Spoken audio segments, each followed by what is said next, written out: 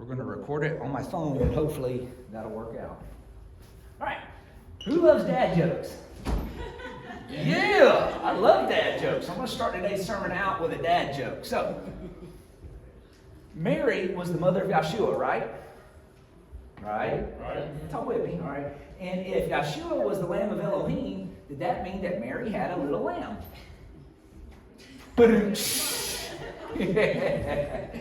All right, so I wanted to get off of that because I thought that was a good one. I thought it goes good with what my sermon topic is today.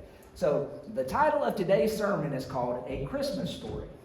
And the whole way that this got started is that we were downstairs trying to remember what the major award was that got won in that movie.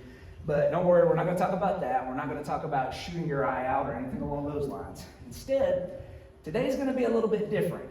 I'm going to have a total different style in what I do because I'm going to give y'all my testimony as it pertains to how Christmas has impacted my life over the years and how I have been steered one way or the other.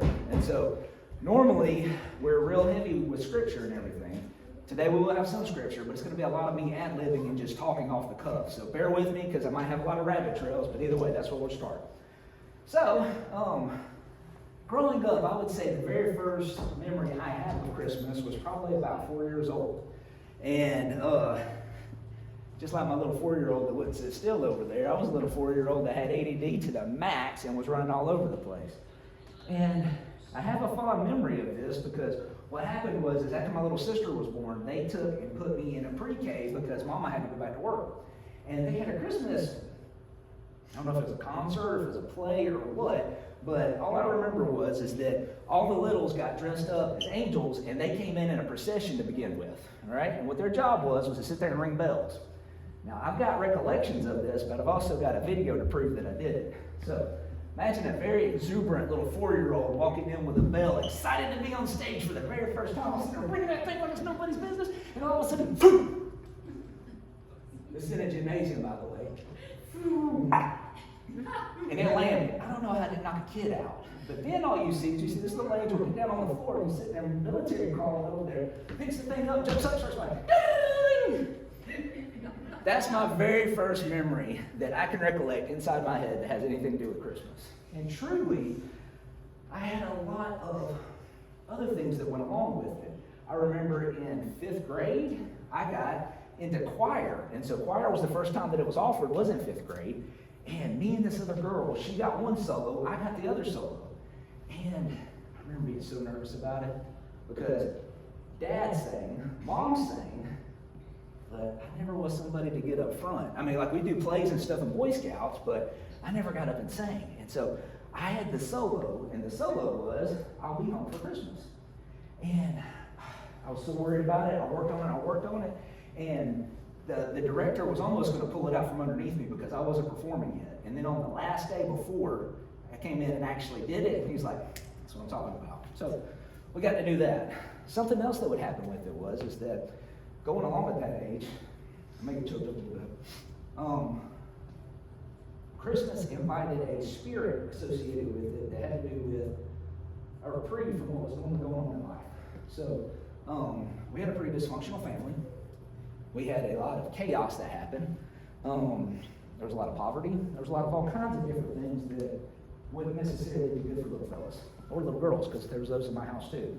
And during this time of year, for whatever reason, my mom and dad would band together to make sure that was kind of like pushed away so that we could be joyful.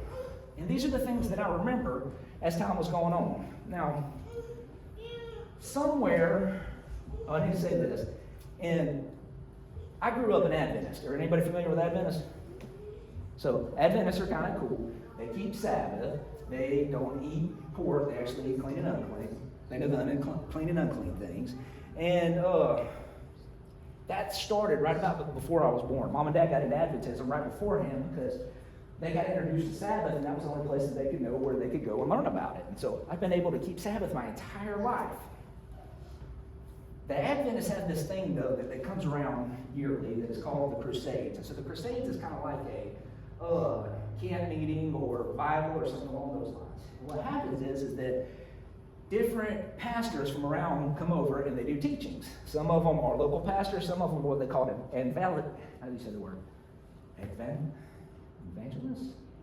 Say the word for me.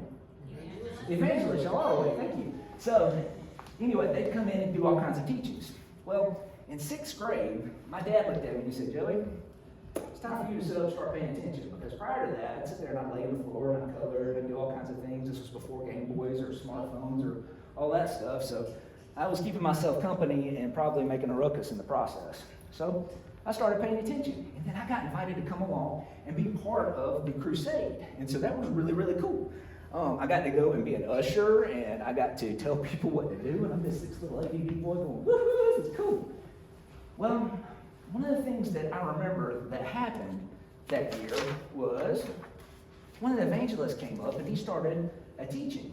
He started telling about some of the different holidays that we celebrated as Christians. And one of the things that he brought up that stuck out in my little mind was Jeremiah 10. And I'd like for you to turn there if you don't mind.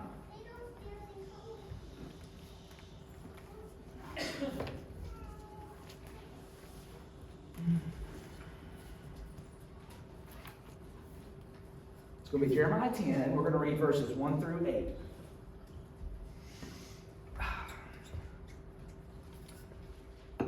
What the teacher was talking about was he was talking about that he found a place in the scriptures where it talked about Christmas trees.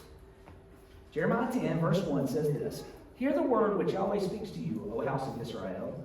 Thus said Yahweh, Do not learn the way of the Gentiles, and do not be awed by the signs of the heavens, for the Gentiles are awed by them. For the prescribed custom of these people are worthless. For one cuts a tree from the forest, works in the hands of a craftsman with a cutting tool. They adorn it with silver and gold. They fasten it with nails and hammers so that it does not topple. They are like a rounded post, and they do not speak. They have to be carried because they do not walk. Do not be afraid of them, for they do no evil, nor is it in them to do any good. There is none like you, O Yahweh. You are great, and great is your name and might. Who would not fear you, O sovereign of the nations? For this is your due. For among all the wise men of the nations, and in all the reigns, there is none like you. They are both brutish and foolish. An instruction of worthlessness is the tree. So the pastor got up there and he started showing how this sounds a lot like Christmas trees. He talked about how we take trees and we cut them down, we bring them into our house and we stand them up so they can't topple, and then we take and put silver bells on them and gold tinsel, and how that's a whole lot like what they were talking right here. About that time, somebody shot their hand up and said, Pastor, this sounds like it's talking about an idol. And he thought about it for a second, and he made an analogy. Now, this was before, like I said, smartphones. This is also like before we have cameras and everywhere. And he was like, I want you to think about what we do around these trees. He's like, so we have trees like this. And legitimately, this one right here, I didn't know this was going to be here. It has gold and silver on it. Now, what do? We get down on our knees, we take gifts, and we put them underneath them. And on top of that, what we do is we sit around and we sing songs right in front of it, up to and including Old Christmas Tree. And he's like, now, if you weren't from this country, or let's think about this, what if you're an alien from a different planet? The Star Trek Next Generation was kind of big by this time. He's like, and they opened up a thing and they could see inside what you were doing. They looked down at that thing and they'd say, they done brought that tree into the house. They're putting gifts at its feet and they're singing songs to it. They must be worshiping that thing. And the preacher said, it is very much like an idol. And some more got said. Y'all got to remember, I'm a 6th grade kid with ADD. I don't remember what happened, but I remember that sticking out to me and being like, that sounds kind of funny to me. Well, the crusade finished. They normally go for about a week. And whatever got said in there lit something underneath my dad, because he went home and started studying, and he announced later on that month that we weren't going to be doing Christmas anymore. And this was not cool. All right, this was not cool as far as my mom was concerned. So, remember I said we had dysfunction in the house? There was oftentimes a lot of arguing and all kinds of things that went back and forth. Pretty heated things, too.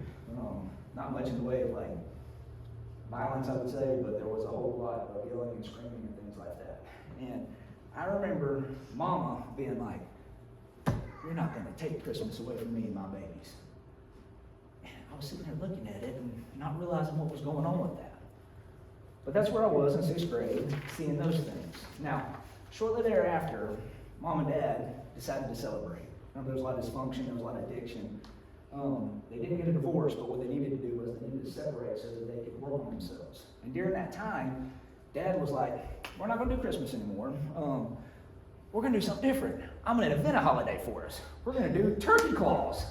And so what happened to us is that when we went over to Dad's house, we got to exchange, I kid you not, we got to exchange gifts on Thanksgiving morning. And so it was really cool. He decorated, he had like hay bales over there. He went and made it look like a fall thing. There's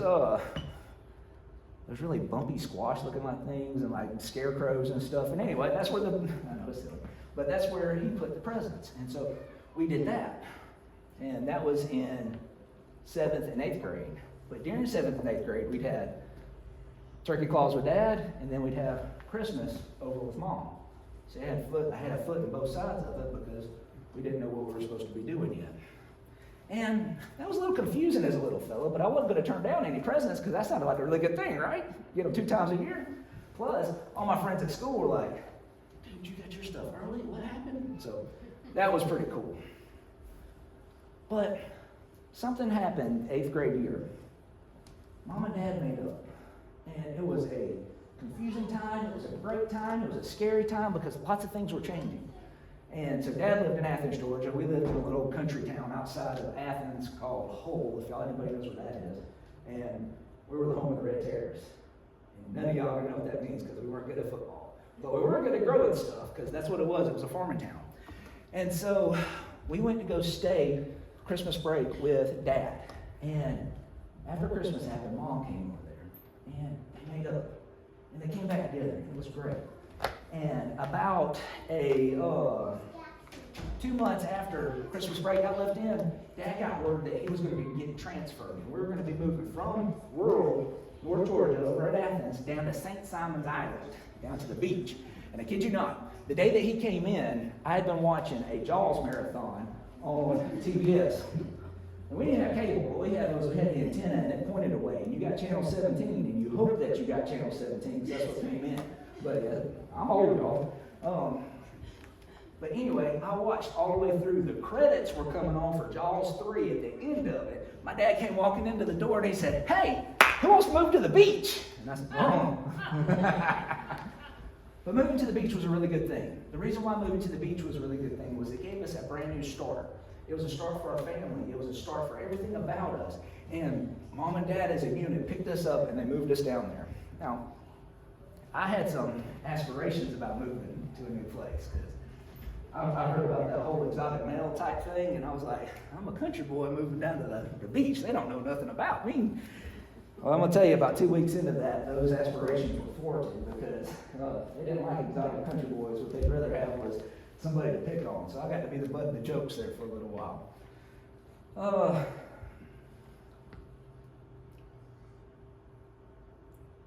Those were strange times for me.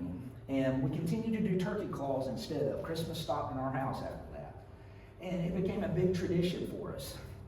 You see, one of the reasons why Dad made that up was because he didn't have any idea about anything like Hanukkah.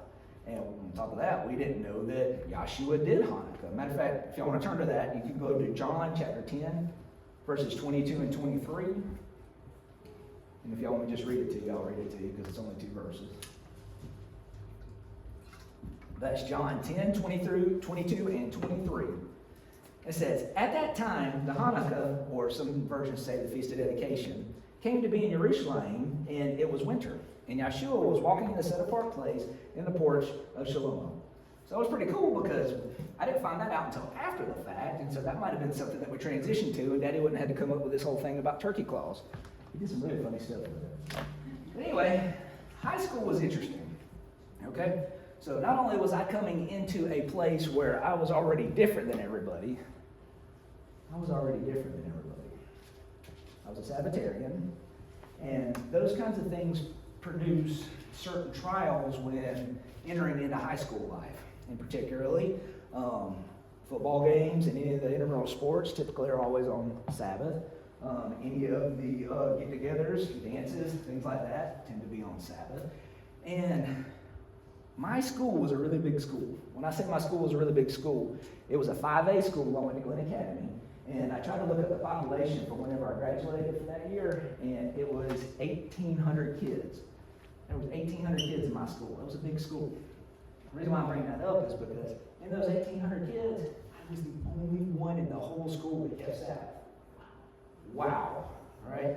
I know that sounds kind of hard to believe, but I even had a friend, his name was David, that was Jewish, and they went to synagogue on special occasions, but they didn't keep Sabbath. And so, like, our church was even a smaller church. So it was the only Adventist church in Brunswick, but when it came to the youth group, I was the kid.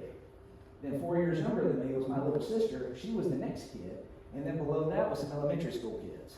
And so, as a kid in high school, keeping Sabbath, I felt very alone. I felt very different. And that was something that I had to grapple with on the inside, because it was like, how in the world am I going to find girlfriends and be able to fit in with kids and not be weird when I've got all these things going on? And on that and put on top of that, now I don't keep Christmas and I don't do the other holidays that are around.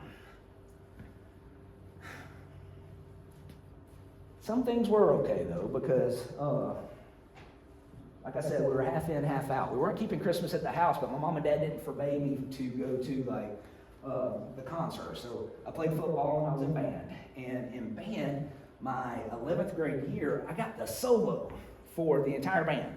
All right, and so when I say the solo, this was not one of those things where like you had like a couple of seconds and you did something. I had an entire piece where I was up front and the band was accompanying me.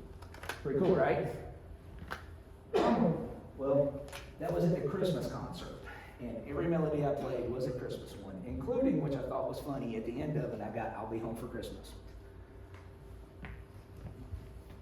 Also, when it came to hanging out with people, I had quite a few girlfriends in high school, and I found out that they weren't so weird about turkey calls. Matter of fact, I thought it was kind of cool. They'd come over and hang out on turkey calls, and some of them come to Thanksgiving dinner with us, and then I'd go to Thanksgiving dinner with them. And then, when Christmas came around, I didn't go to the presents and stuff, but I may go to dinner with the family thereafter. And so that was, a little mixture of things going back and forth. But something happened in my 11th grade year. Yahweh started calling to me. He started calling to me hard and heavy. I got introduced to something called the Gathering Place. The Gathering Place is a youth fellowship thing that happens on St. Simon's Island over at the Methodist Convention Center. And it's a big deal. They bring in professional athletes. They come in and talk to us. There's a lot of praise and worship stuff. It was a big deal. And I'd never been a part of anything like that, because you've got to remember, at all the churches I'd been to, there was a small youth group. People didn't sing very well. It was just not something that I'd been a part of. So this lit a fire inside of me. Next thing you know, I'm doing FCA, and I'm going there every Wednesday. It is awesome. But in the morning before school, I had to, sometimes the practice got involved with it, but because we had weightlifting in the morning sometimes. But it lit a fire inside of me. I got baptized.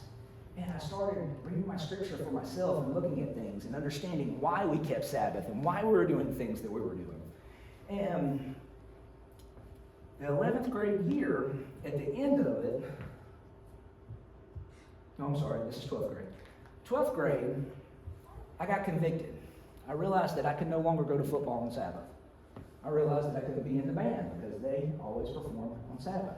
And so I dropped almost everything that I had because I felt like I needed to follow Yahweh and not try to, quote, fit in. And it made for a very confusing year for me my senior year, because my friends didn't drop me, but I wasn't around them as much because I wasn't in the same classes with them anymore, because they necessarily make class schedules to revolve around with band is all together.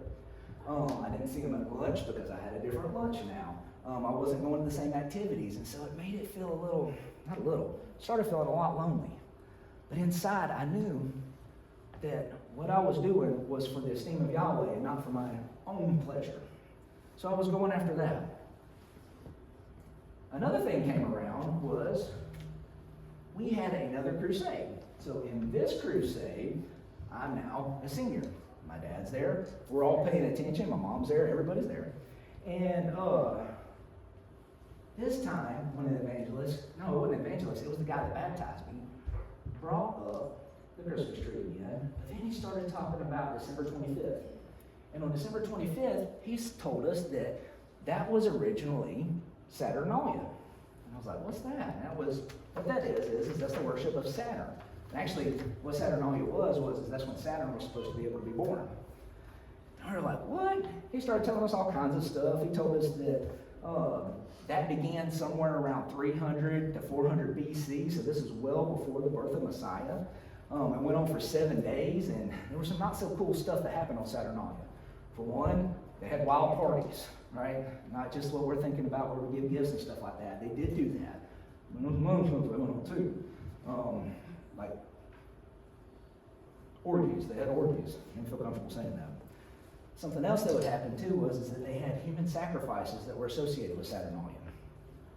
And all this went on, and it ended on December 25th, and that was supposed to be the Dies Natalis Solis Invictus.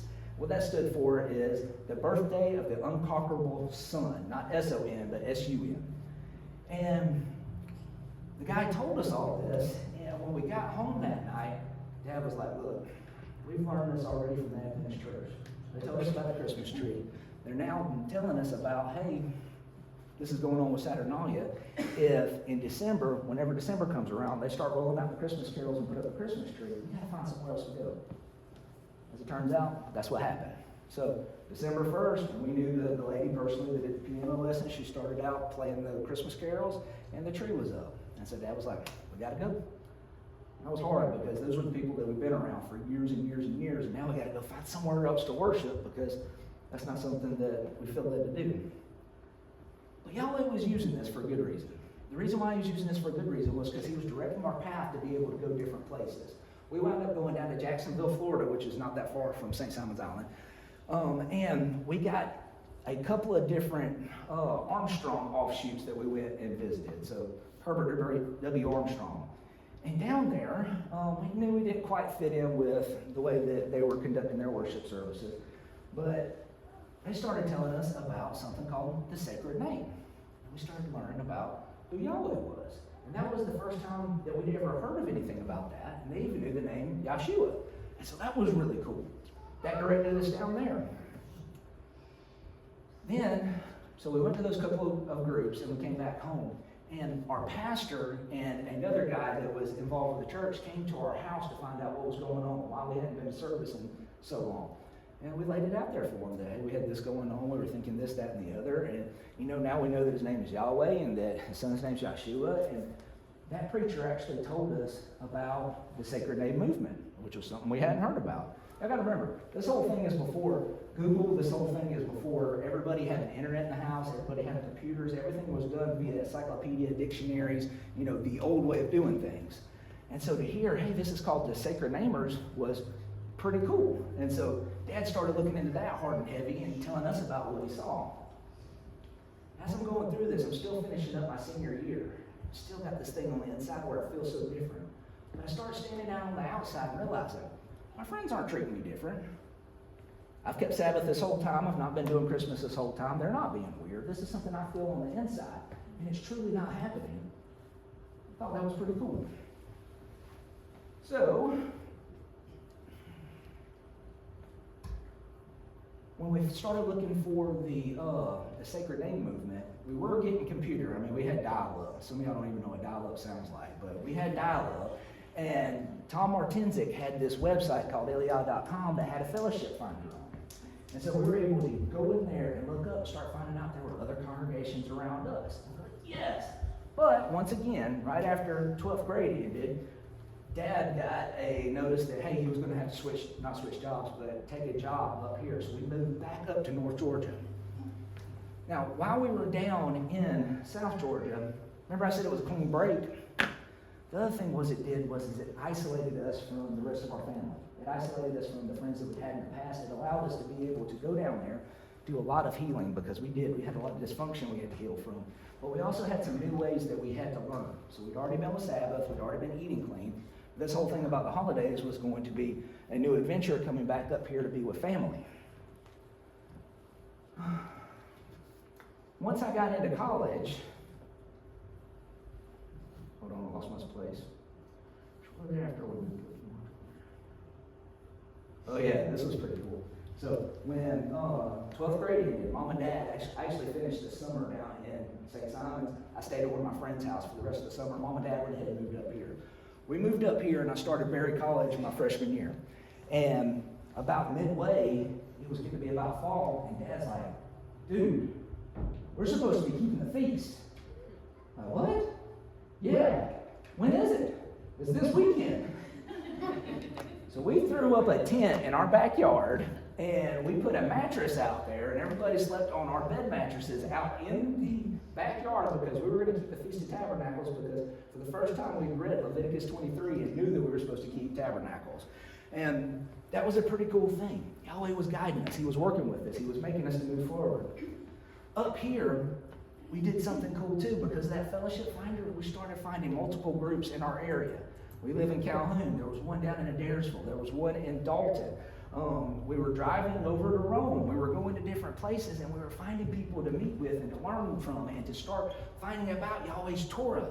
So not only do we know about his name now we're reading his Torah and we know his feast days. I got to meet people that were my own age for the very first time, that were keeping Sabbath like I was.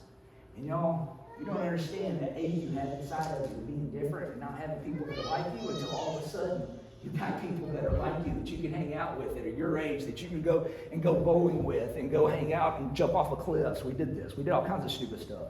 But we all kept Sabbath. We all knew Yahweh, and we were all striving to do what he wanted us to do. And that was huge for me. And I couldn't help but notice that Yahweh had taken us and used Christmas to once again move us in a different direction, all the way up to here, to be able to find Yahweh's name, to be able to find his Torah, and then to be able to find people like us. That was pretty cool. Now, something that wasn't pretty cool was, though, since we had been down in Brunswick for so long, we hadn't had any family drama. So we just had our house, which consisted of me, mom, dad, and Kaylee. Our older sister was not living with us at the time. And when we got up here, our family was like, hey, we got a Christmas celebration going on. And I'm like, yeah, we can't be there. And so on dad's side of the family, wasn't too bad.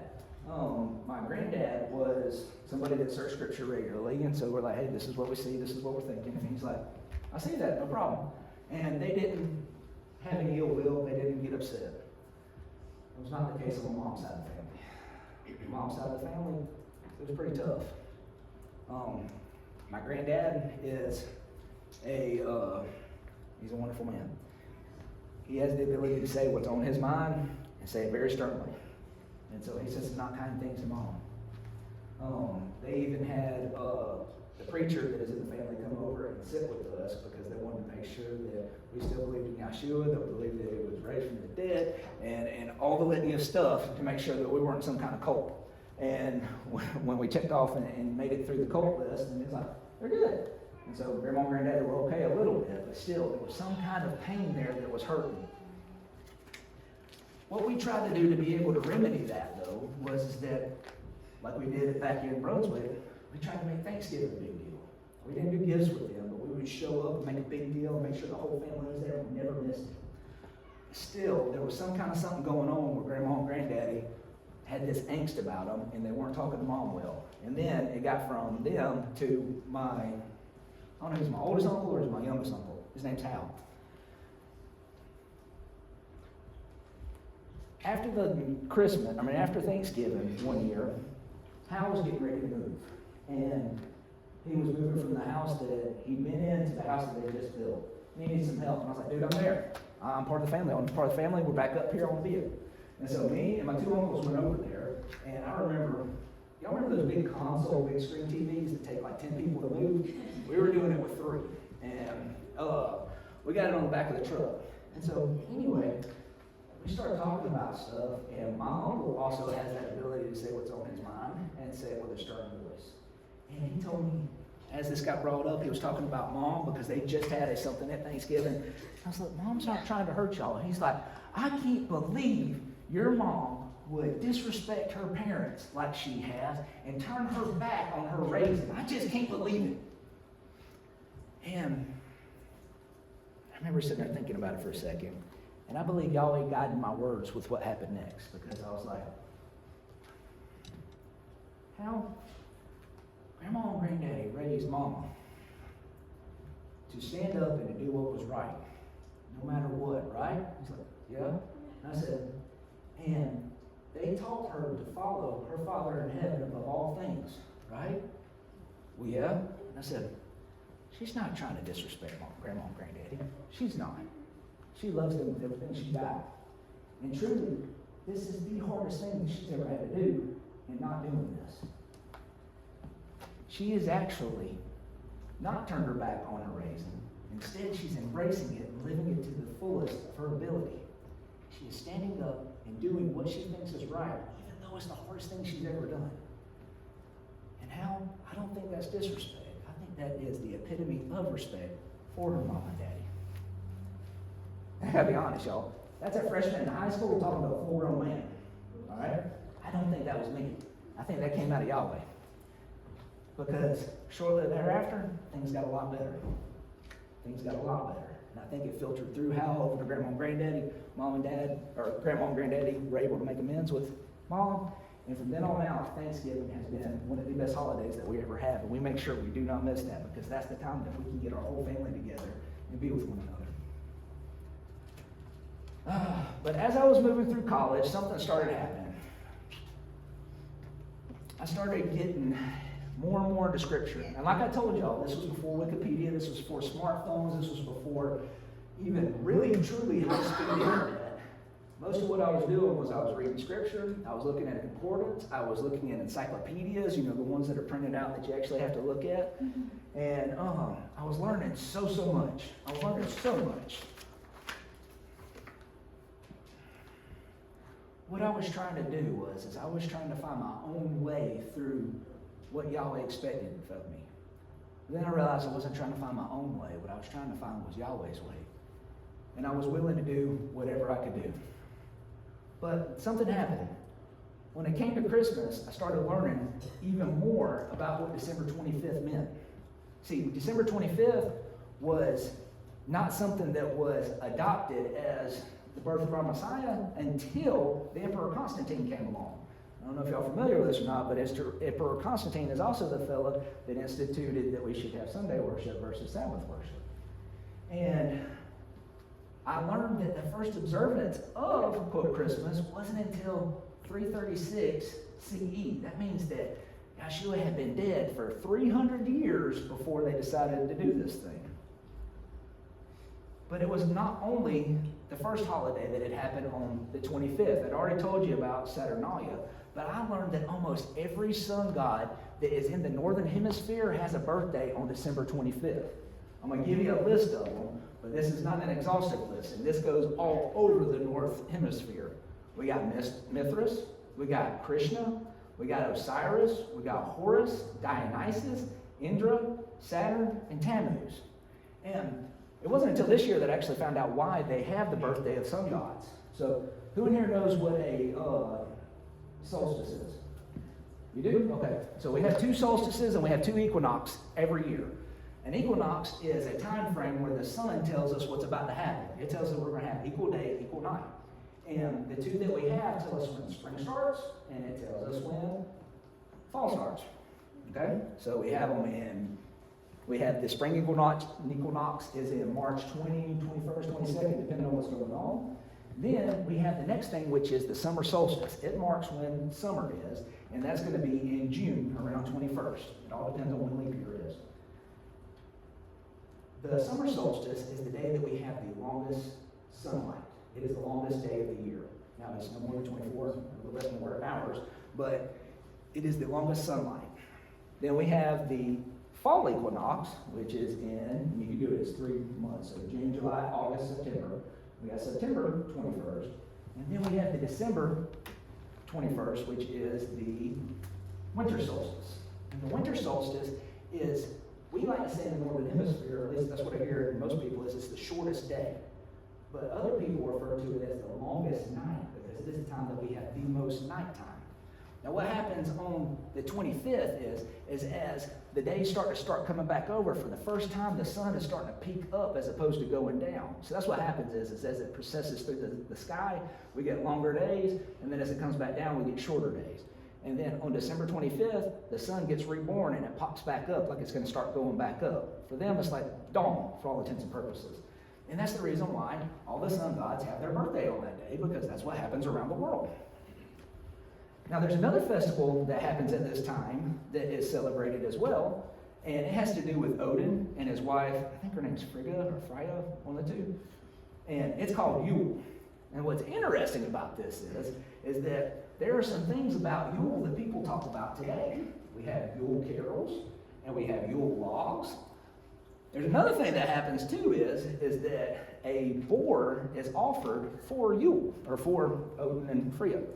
Another one that it's offered for is Tammuz. And so all these are being celebrated on this day. Now, when I learned that about they sacrificing a boar on December 25th, I started to understand why everybody likes to have ham on Christmas. And I had a buddy one time who was like, you know, I always thought it was a little bit weird that everybody likes to have ham on a Jewish kid's birthday. That makes sense.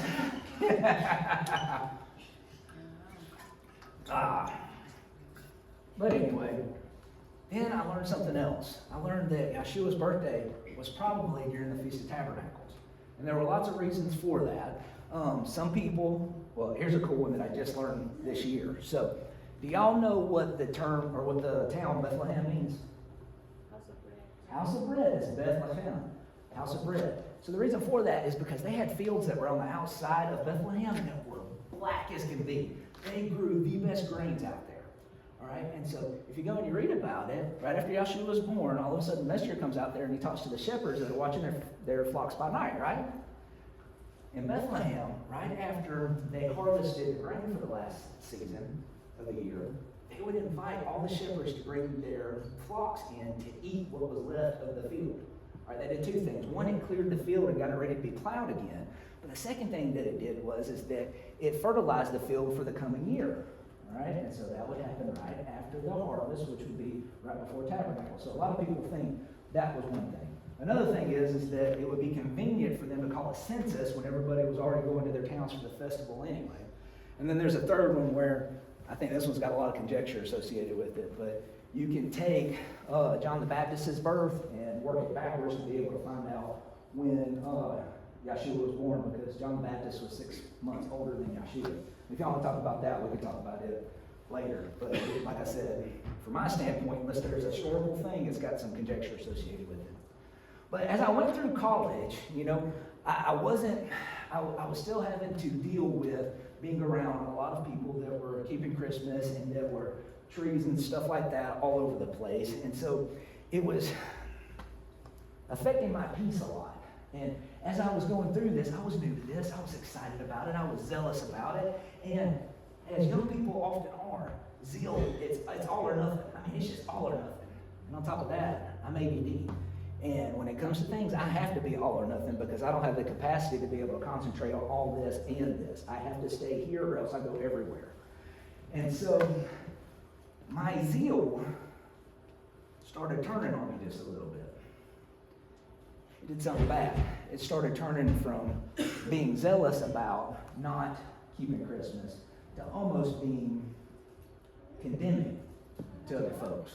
I would have a hard time when somebody said Merry Christmas to me without me like, just like stomping off. I don't know why this was affecting me this way. And I really, really wanted to make sure that I was eliminating everything in my life possible that could have anything pagan associated with it. Hey, it got so bad as I would not call the days of the week by the days of the week. Y'all know the days of the week are named after different gods? Monday is Moon Day, Tuesday is Tirsa's Day, Wednesday is Odin's Day, Thursday is Thor's Day, goes on all the way to Saturday is Saturn's Day, Sunday, all of those. So instead, I would call the first day after the Sabbath, the second day after Sabbath, the third day after the Sabbath. And when you start doing stuff like that, instead of it just being you being serious about what you believe, it can almost give off an air of haughtiness. I'm sure it did. All right?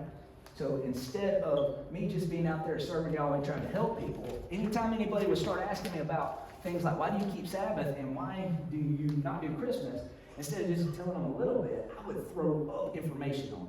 I'm talking about just like, raw. And a lot of people would sit there and and I didn't even have the eyes to see that they had checked out. Even though what I was telling them was good information, they didn't do anything. And you know what all that did? That did not win anything for Yahweh. Instead, what it did was it hurt my witness. And that was a terrible thing to do. At Christmas time, I felt very uncomfortable. I already told y'all about that, about Merry Christmas. And in my young eyes, my young zealous eyes, there was another way foreign religions were being thrust down my throat. That's how I felt when people would say Merry Christmas to me is they were just trying to poke at me. What a silly thing. But something great happened. As I got more and more around the cultures and the people that I was around, I started really diving into the feast. And y'all, the feasts were like so good. I mean, just so good. It was such a wonderful thing to finally be around people. And not just be around people, but be around people my own age. The feast that I'm thinking of, I had my best friend, who later became my brother-in-law, Michael, there. I had Ashley there. All right, I'm going to tell you a story about Ashley in just a second. I had another best friend there named Matt Beavers.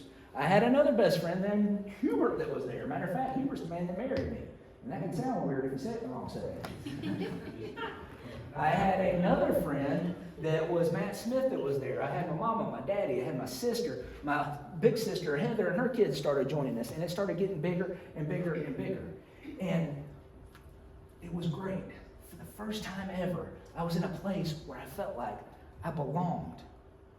And y'all, I belonged with him, and I belonged with his people. And while we were at the feast for those 7 days, actually we would probably be there for like 10 days because we'd come in early and all that stuff. I was set apart from the world with people that I trusted, that I loved, that I was joyful with, and there was nothing that hit us any other way. And that was great. Next thing is that I was self-employed, so I didn't have a problem getting feast days off or anything like that. And I worked with mostly my believers, the guys I just told you about. We were on a construction crew and we did all our own things. This also meant, though, that when Christmas came around, I didn't have anybody coming in wanting to know about that, want to exchange gifts, Secret Santa, none of that. And the only time that I got inundated with it, truthfully, was whenever I would go to Kroger or whenever I'd go to Walmart and somebody had the audacity to yell Merry Christmas to me. How about that? One time I almost did it. Somebody did that to me and I was like, no, that's not the way to be. I don't have anything in common with Scrooge, I'll tell you. But as time moved on and I was separated, Yahweh started working on me. Matter of fact, we had a hard thing happen in multiple feasts where we got pushed off from where we've been going to the feast. And Yahweh used that whole situation to soften my heart and to get rid of that air of haughtiness that I had, to start learning how to look at things differently. And he helped me to start seeing that the people that were saying Merry Christmas to me, they're not trying to be ugly to me. Matter of fact, instead, what they were trying to do was they were wishing with all their being that I would have joy and that I would have good things happening to me. They were not being ugly to me. They didn't know any better. And when that happened and I started being able to see that through that guise, all of a sudden, I feel like I became more approachable. And I know I became more approachable because I worked out at a gym and all my friends there kept Christmas. And we'd be sitting there working out and they would ask me, hey Joey, why do you keep Sabbath? And I'd tell them a little bit about it. And they would ask questions. It wouldn't just be throwing up on them. All of a sudden, they were here and asking questions. They'd go back, they'd come back, hey Joey, what about this? And we would have a dialogue about it. The same thing about the other holidays. And then when we got to Christmas, they asked me about it. And they're like, but Joey, what about the kids? I'm like, well, why my kids? And we talked about the origins of it and things like that. And all of a sudden, instead of being a thorn in somebody's side, I felt like Yahweh was using me as a tool for him. Because truthfully, before that, I was just being a tool.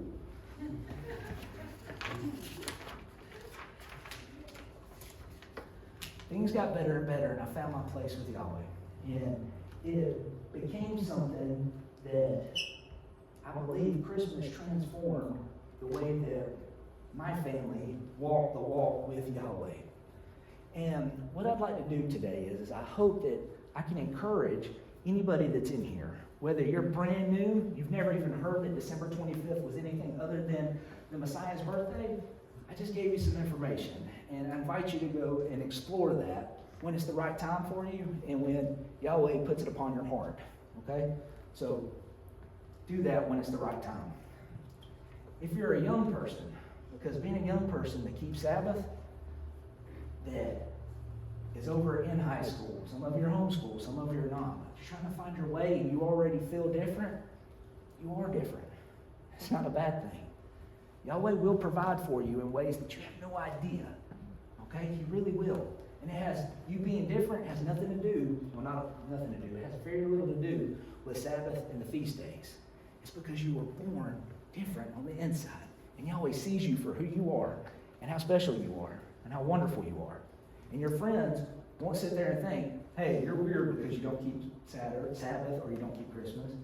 They will see you for you and who you are, and they will love you and want to be around you regardless. I know my friends did, all right? I might have got poked at a little bit about it, but boys do that. We have fun. But I also didn't have a hard time with girls poking at me about it, all right? So the girls that I was dating didn't seem to have a problem with it.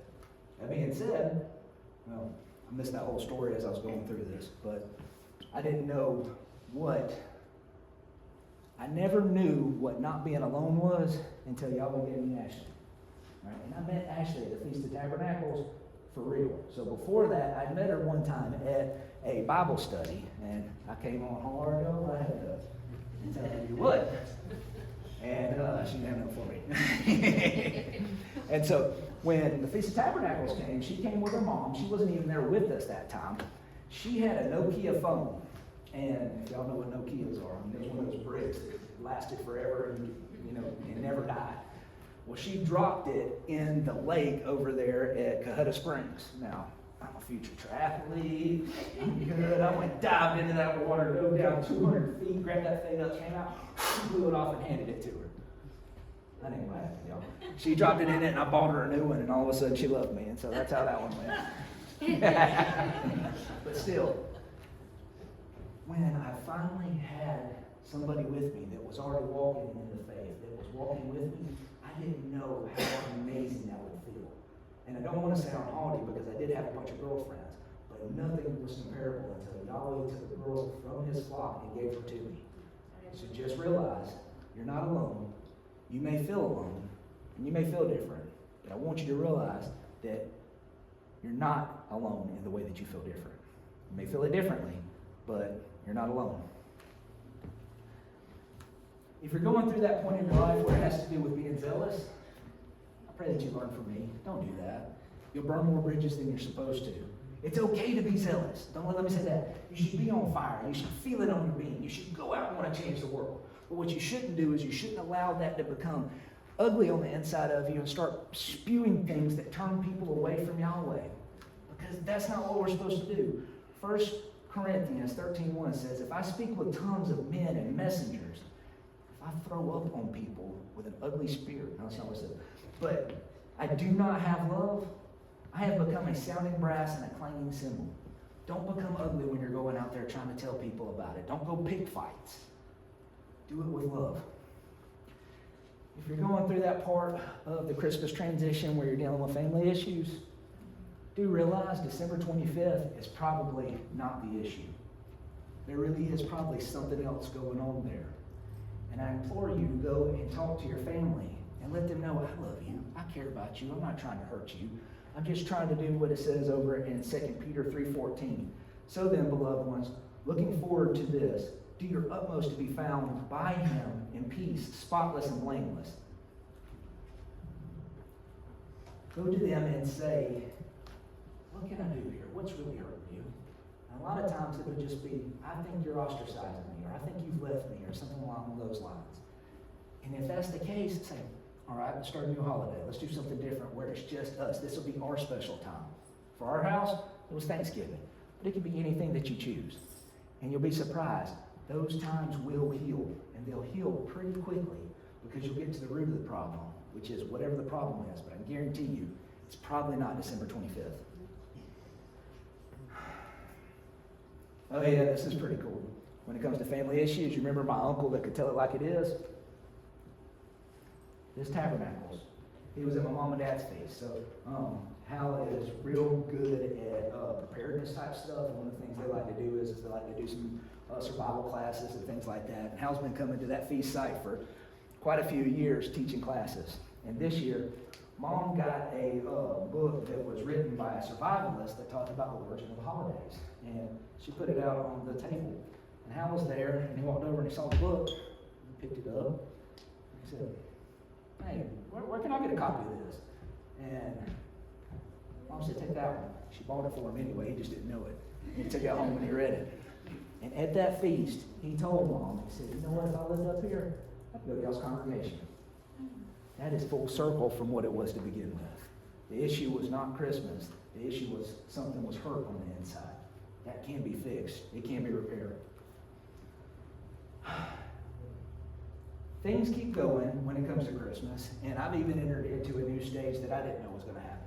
My kids are in school for the first time, and they're going to an Adventist school, and Q2, their curriculum is even based around Christmas. And so we've had to sit there and talk to the principal and figure out things that they can do and can't do. And what I was able to talk to the principal about was that I'm totally good with things that are biblical. All right? I want to know that. We need to know that. We need to look at that. The things that are not, like things like I learned at the Crusades and we talked through that, we don't want to be a part of. And so it's not been an issue, but it has been a thing going through my kids and talking to them about, okay, this is their first time having this experience. This is what we're talking about. This is why we don't do that, and walking them through it. So the cycle goes on and on, but the purpose of this is that Yahweh will continue to mold you and make you better and send you down the path that he wants to as this goes on. Yahweh used Christmas to change my life, legitimately. He drew me closer to him.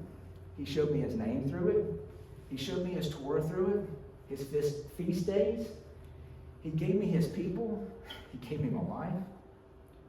And I'm grateful to call you people my people, because that's how I got to y'all. He showed me how to be a better witness through it, not with just knowledge, but with love. And I'm very grateful for how Christmas has impacted my life. And when we get to the end of it, that's my Christmas story. May Yahweh bless you and guard you. May Yahweh make his face to shine upon you and show favor to you. May Yahweh lift up his face upon you and give you perfect and complete peace.